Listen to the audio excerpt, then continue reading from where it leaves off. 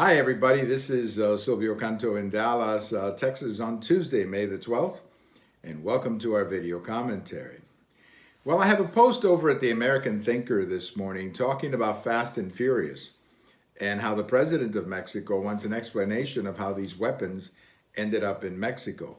For those of you who don't remember, Fast and Furious was the name of a program. It goes back to the first Obama administration, when we learned that 2,000 high-powered weapons, very dangerous rifles, had ended up in the hands of the Mexican cartels. And the reason we learned about it is because a border agent was killed on the border, and the weapon that was used to kill him was a weapon that was traced to this Fast and Furious program.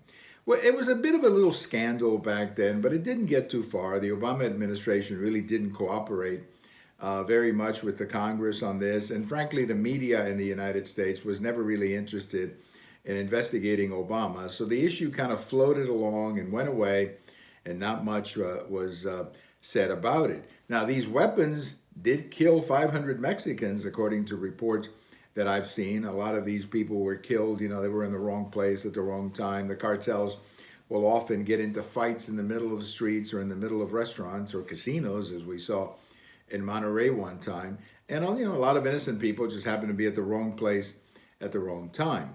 But the Mexican president wants to find out what happened, and I think we should help him. I think we should inquire and do a study, do an investigation here in the United States of how these weapons ended up in the hands of the cartels. Who approved it? Who authorized it? How exactly did this work?